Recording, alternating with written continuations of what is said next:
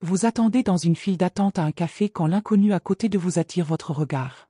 Instinctivement, vous détournez les yeux, vous préparant à un échange gênant ou distant pour être surpris quand il vous offre un sourire chaleureux et une remarque décontractée sur la météo.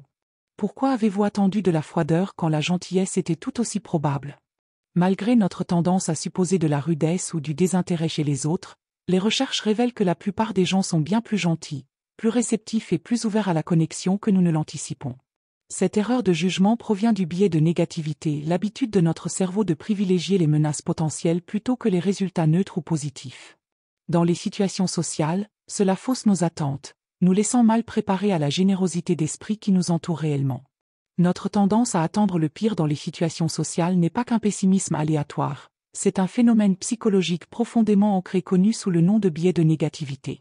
Cette tendance cognitive nous pousse à accorder plus de poids aux expériences négatives, aux menaces potentielles et aux résultats défavorables qu'aux résultats positifs ou neutres. Les racines de ce biais remontent à nos premiers ancêtres, pour qui la survie dépendait de la capacité à reconnaître et répondre rapidement aux dangers. À l'époque préhistorique, ceux qui étaient hypervigilants face aux menaces potentielles, qu'elles viennent de prédateurs, de groupes rivaux ou de dangers environnementaux, avaient une meilleure chance de vivre assez longtemps pour transmettre leurs gènes. Cet avantage évolutif nous a laissé des cerveaux essentiellement câblés pour rechercher les problèmes et s'attendre au pire par défaut. Dans notre monde moderne, ce mécanisme de survie est devenu quelque peu inadapté. Alors que nos ancêtres devaient se méfier des menaces physiques, aujourd'hui nous appliquons souvent cette même vigilance aux interactions sociales. Nous interprétons les expressions faciales neutres comme de la désapprobation, supposons que le silence indique un désintérêt, et nous préparons au rejet même dans des situations bénignes. Les réseaux sociaux et le cycle d'information 24h24 exacerbent cette tendance en nous exposant constamment à des informations négatives et des conflits. L'effet cumulatif est que nous naviguons dans notre vie quotidienne avec l'attente inconsciente que les autres seront indifférents au mieux et hostiles au pire. Cela crée un filtre perceptuel à travers lequel nous voyons toutes les interactions sociales, déformant souvent la réalité dans le processus. Un nombre croissant de recherches psychologiques contredit nos hypothèses pessimistes sur les interactions sociales. L'étude marquante d'Epley et Schroeder en 2014 a clairement démontré ce phénomène. Les chercheurs ont demandé aux participants d'initier des conversations avec des inconnus dans divers contextes, dans des trains, des salles d'attente et d'autres espaces publics. Avant ces interactions, la plupart des participants prédisaient que les rencontres seraient gênantes et que leurs partenaires de conversation préféreraient être laissés seuls. La réalité était radicalement différente. Non seulement la majorité des conversations se sont bien passées, mais les deux parties ont rapporté un bonheur et une connexion accrue par la suite. Ce résultat était vrai à travers différentes démographies et situations, suggérant une capacité humaine universelle pour l'engagement social positif que nous sous-estimons systématiquement. Des recherches supplémentaires de Nicolas Epley sur le biais égocentrique aident à expliquer pourquoi nous avons si souvent tort sur les perceptions des autres. Nous avons tendance à supposer que les autres nous jugent aussi sévèrement que nous nous jugeons nous-mêmes, alors qu'en réalité la plupart des gens sont bien trop préoccupés par leurs propres soucis pour nous scruter de près. Le projet Harvard Making Caring Common a renforcé ces résultats à un niveau sociétal, révélant que bien que les gens classent systématiquement la gentillesse et la connexion comme des valeurs fondamentales, ils croient à tort que ces qualités sont sous-estimées par les autres.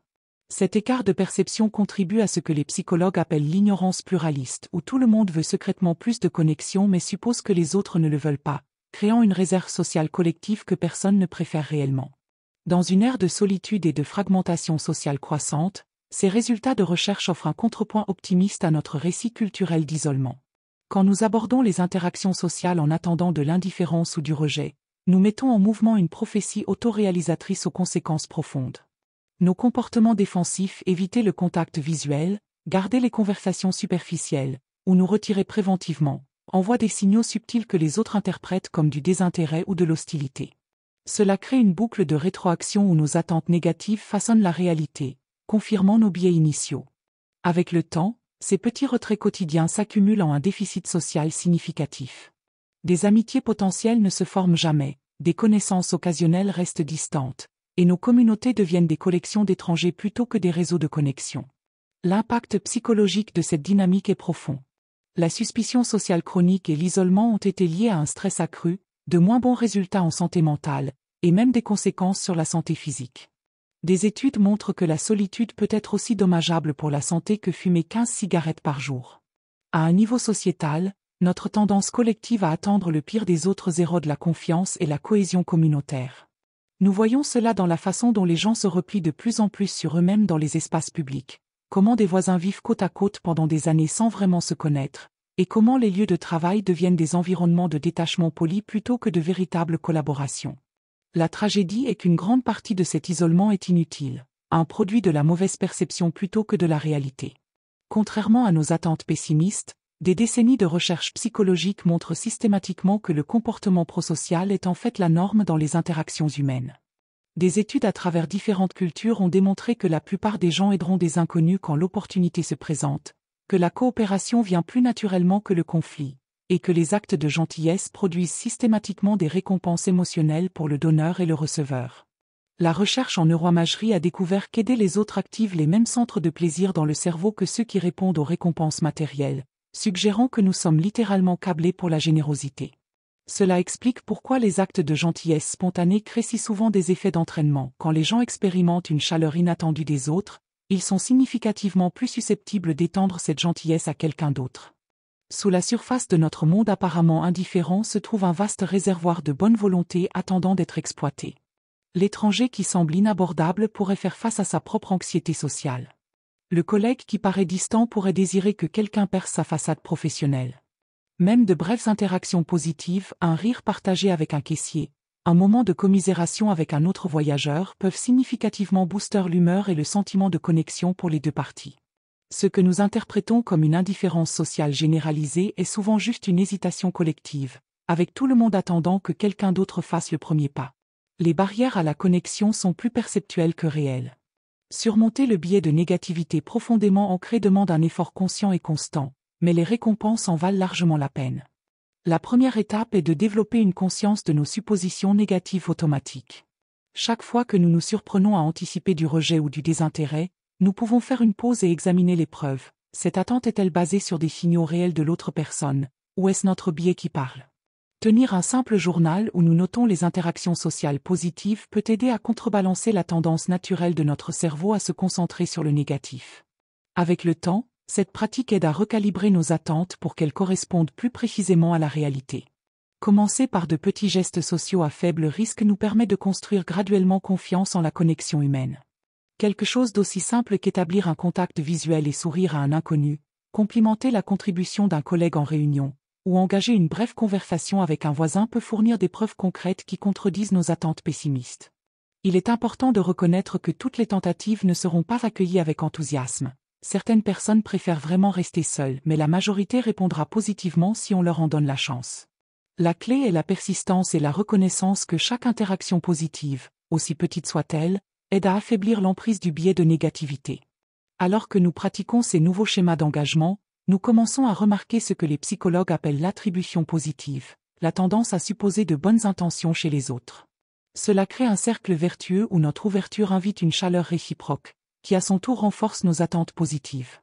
Avec le temps, nous développons ce que la chercheuse Barbara Fredrickson appelle la résonance positive, cette connexion fugace mais puissante qui se produit quand les gens partagent des émotions positives. Ce qui commence comme un effort conscient pour surmonter un biais devient graduellement une façon plus naturelle de traverser le monde, transformant non seulement les relations individuelles mais tout notre écosystème social. Les murs que nous avons construits par prudence commencent à s'abaisser, révélant la vérité que la plupart des gens sont bien plus ouverts à la connexion que nous ne l'avions jamais imaginé. Nous traversons le monde en nous préparant à l'indifférence, interprétant le silence comme de la désapprobation et l'hésitation comme du rejet. Pourtant, maintes et maintes fois, la recherche et l'expérience révèlent une vérité simple mais profonde. Les gens sont bien plus gentils, bien plus ouverts à la connexion que ce que nos esprits méfiants supposent. Notre biais de négativité, cet ancien mécanisme de survie, travaille maintenant contre nous, peignant les interactions ordinaires comme des menaces potentielles et nous laissant isolés dans des foules d'amis potentiels. Les murs que nous construisons par autoprotection ferment souvent exactement ce que nous désirons, une véritable connexion humaine. Mais ces murs ont des portes.